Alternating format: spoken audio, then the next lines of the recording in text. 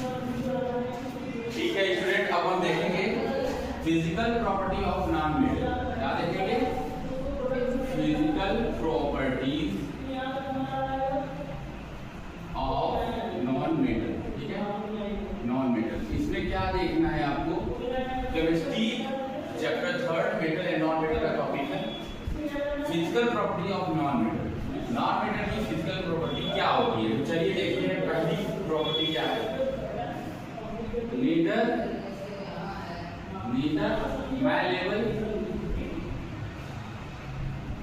nor ductile। इसका मतलब ये होता है ना तो ये पीटने पर चादर के रूप में, कोई भी नॉन मेटल ऐसे पीटने पर ये कोई नॉन मेटल अगर रहे, जैसे कि मान लो कार्बन ले, कार्बन, ठीक है ना,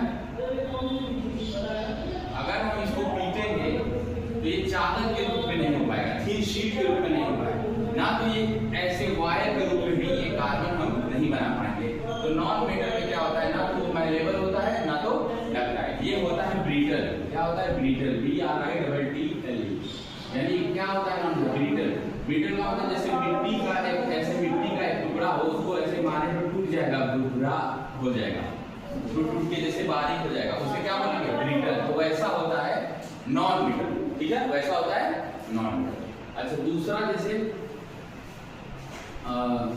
बैड कंडक्टर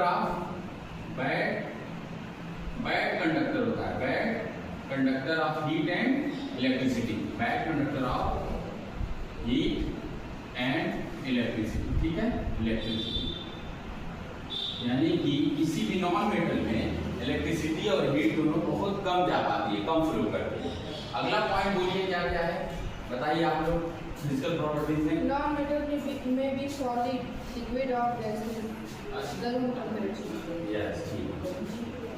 नॉन मेटल जो है वो हो सकता है सॉलिड हो सकता है लिक्विड हो, और हो सकता है कि गैस हो। क्या हो? गैस हो। रूम टेम्परेचर मतलब 25 डिग्री सेल्सियस पर कोई भी नॉन मेटल हो सकता है कि सॉलिड हो सकता है लिक्विड हो सकता है गैस हो। जैसे सॉलिड में क्या हो गया, मान लीजिए कार्बन हो गया, लिक्विड में क्या हो गया, ब्रोमीन हो गया। क्या हो गया? ब्रोमीन। और इसमें गैस में क्या हो गया, नाइट्रोजन, ऑक्सीजन। ठीक है, तो ये जो नॉन मेटल होता है हो सकता है सॉलिड भी हो सकता है, ये कार्बन में मान लो, लिक्विड भी हो सकता है, गैस भी हो सकता है, रूम टेम्परेचर पर। किस पर? Room temperature. जबकि सॉलिड मेटल क्या होता था, सिर्फ सॉलिड होता था। क्या होता था? सिर्फ सॉलिड। ये इसमें सॉलिड भी हो सकता है, लिक्विड भी और गैस। अगला पॉइंट क्या हो सकता है, बताइए point. Non metals have no melting point and boiling point. हाँ, नॉन मेटल क्या होते हैं, नॉन मेटल लो, ठीक है ना, low melting point and boiling point. इसका ये मतलब हुआ कि कोई भी नॉन मेटल हो गया, नॉन मेटल। एग्जांपल का क्या दे सकते हैं हम, बताइए। डायमंड। हाँ, डायमंड अगर है, देखिए डायमंड का तो मेल्टिंग पॉइंट बहुत हाई है, ये 3500 डिग्री सेल्सियस से भी ज्यादा है। सिर्फ यही एक एक्सेप्शनल केस है नॉन मेटल का जिसमें मेल्टिंग पॉइंट बहुत हाई है, वरना अभी 115 डिग्री सेल्सियस किसका है, बताइए। सल्फर का।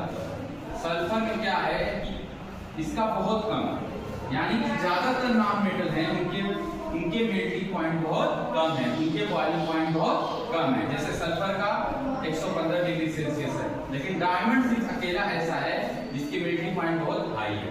कोई और? देखिए सारा टॉपिक हो गया, ठीक है। अच्छा, एक चीज अगर हम अपने से बता दें,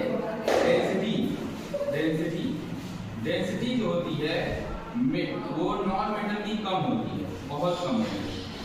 नॉन मेटल की बहुत कम होती है, लो होती है।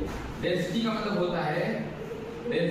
होता है mass by volume, mass by volume. अभी इसको समझना हो तो आप समझ सकते हैं। जैसे एक पाइप हो, ये लोहे का, लोहा है, ठीक है ना, आयरन। दूसरा पाइप जो हो ये प्लास्टिक का, इतना ही बड़ा, जितना बड़ा ये उतना बड़ा। तो वजन कौन होगा? वजन कौन होगा? वो होगा आयरन। क्यों? तो अभी उसी से डेंसिटी की पता चल जाएगी। मास जिसका ज्यादा होगा, ये डेंसिटी का रो है, रो जिसे रो बोलते हैं, तो जिसका मास ज्यादा होगा उसकी डेंसिटी ज्यादा होगी। देखिए आयरन एक मेटल है। क्या है? मेटल। तो जाहिर सी बात है प्लास्टिक से ज्यादा, उतनी बड़ी प्लास्टिक रहे, उतना बड़ा पाइप लोहे का रहे, तो लोहे का पाइप क्या होगा? ज्यादा वजन जाएगा। तो जो ज्यादा जिसका मास होता है उसकी डेंसिटी भी ज्यादा होती है। ये डेंसिटी क्या है? डेंसिटी। तो इसीलिए डेंसिटी जो है मेटल की ज्यादा होती है, नॉन मेटल की डेंसिटी कम होती है। ठीक है, तो ये हो गया सारे टॉपिक। फिर मिलते हैं नेक्स्ट वीडियो में। ठीक।